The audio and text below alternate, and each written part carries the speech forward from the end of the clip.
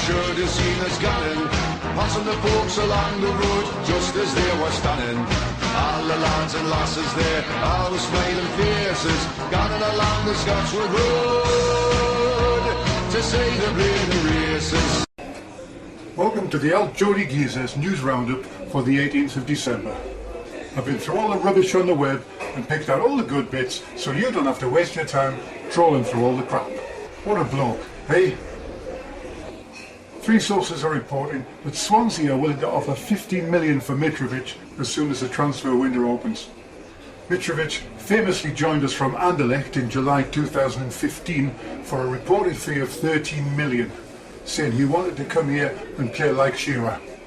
Well, these days Shearer's shaved his head and he spends most of his time in the stands looking onto the pitch watching other people score goals.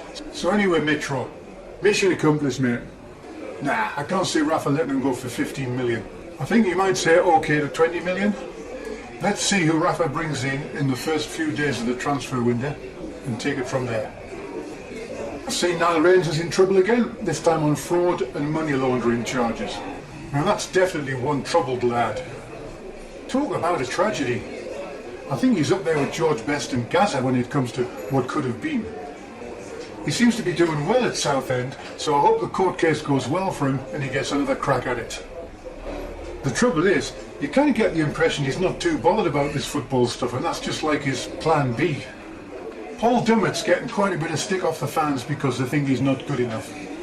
I never got my head around having to go to a player because he's not good enough. Okay, he's not trying, that's one thing, but because he's not good enough? Surely they should be having to go at the manager for putting him in the team, not having to go at the player. It appears Christian Atsu is saying all the right things to get his transfer through in January. He is a young lad who moved from Chelsea to Newcastle, from the Premier League to the Championship, just to get more game time and progress his career. I think there's a few other players could take a look at him and learn. It's a bit of a slow news day, so plenty time for a rant. There's been plenty said over the years about mercenaries in football. Lots of fans get up on their beer horses, oh, we don't want mercenaries at our team. We only want people who want to play for the club, who are proud to wear the shirt. We want players who are loyal. Now, without putting too fine a point on it, I put that kind of statement into the bollocks category. All players are mercenaries. That's what they do. They move from team to team, looking for the best deal, looking for the best prospects. Some of them do it for the money, some of them do it for the glory. Some of them do it for the nightlife or for better shopping opportunities for the missus. But they're all at it. It's the search for a better quality of life. And you can't blame them, we do the same thing. It all depends which side of the fence you're sitting on. One man's meat is another man's poison, as they say. Or dare I say it, one man's terrorist is another man's freedom fighter. The great Alan Shearer epitomises what we expect from our footballing heroes. Local lad, comes home, scores 206 goals, but his career is tragically ended in a match against the great unwashed, the Mackhams. But for that injury, we're sure that Shearer, 46, would still be playing and would have racked up 500 goals by now. A hero? Loyal? Of course he is.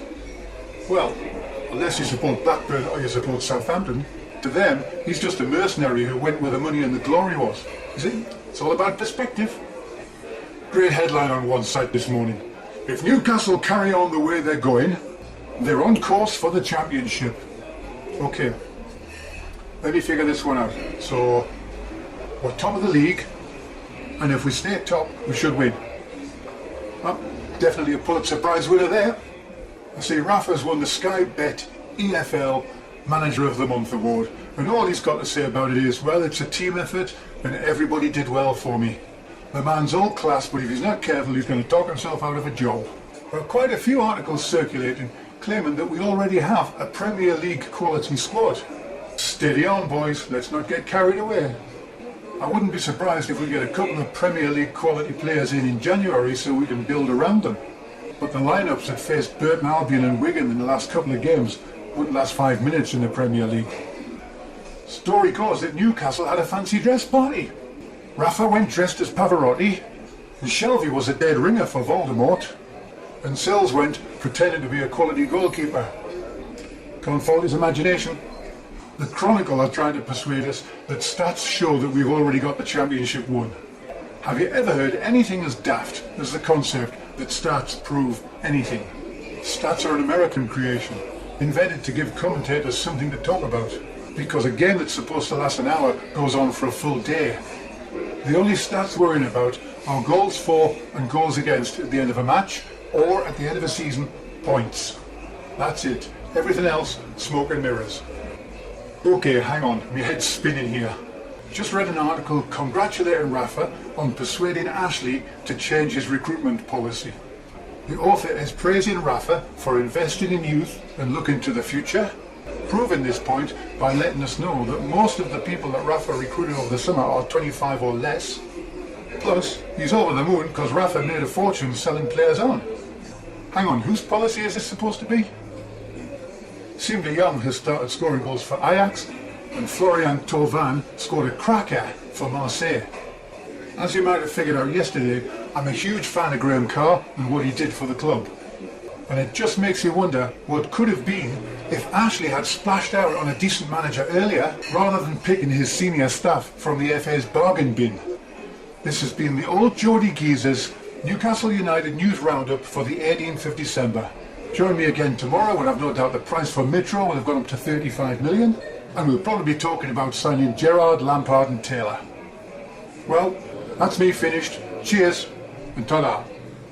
All the lads and lasses there, all smiling faces, coming along the Scotswood Road.